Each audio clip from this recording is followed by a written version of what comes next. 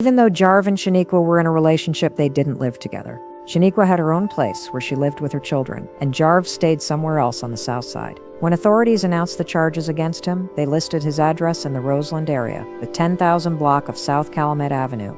But here's where the story gets real familiar real quick. By all accounts, their relationship was what we call tumultuous. That's a fancy way of saying it was messy, it was complicated, and it was dangerous. This relationship was marred by a history of domestic violence incidents that happened way before that fatal night in July.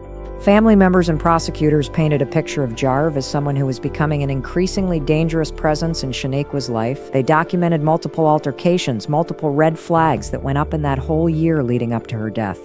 Y'all, Shaniqua's case didn't happen in a vacuum. This wasn't some random act of violence. This came after a series of disturbing domestic violence episodes involving Jarv Toms Dixon that should have been warning signs, should have been wake-up calls for everybody involved.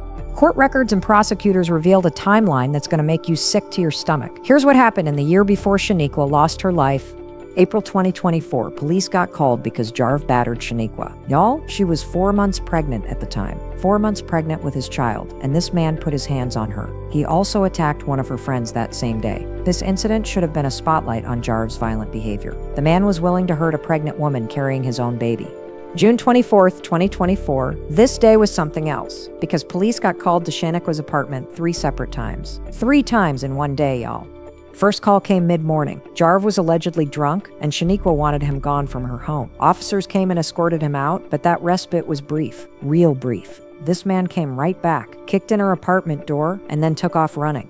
That same afternoon, Shaniqua did what she was supposed to do. She went and got herself an order of protection against Jarv. But that piece of paper didn't stop him. He came back again, broke into her home, and damaged her property. In his haste to get out, though, he left something behind, a handgun. Shaniqua turned that weapon over to the police, which brings us to the 3rd call that day. That evening, officers got called again because Shaniqua started receiving threatening messages from Jarv. He was mad, y'all. Mad because she gave his gun to the police. And listen to what this man threatened. He said he would paint the city red if his firearm wasn't returned. Paint the city red. According to prosecutors, that statement showed an alarming potential for wider violence. But wait, it gets worse. About 4 months later, Jarv allegedly choked Shaniqua during an argument. Choked her so bad, it left visible bruises on her neck. Strangulation, y'all, that's escalation. That's a sign that things are about to get deadly. Because when someone puts their hands around your neck, they're showing you exactly what they're capable of. December 2024, Jarv showed up at Shaniqua's home uninvited again. He kicked in her door, again, and started shoving her while screaming, "Where's my baby?" in what can only be described as a fit of rage. We don't know if this led to any arrests, but it showed that Jarv's pattern of violating boundaries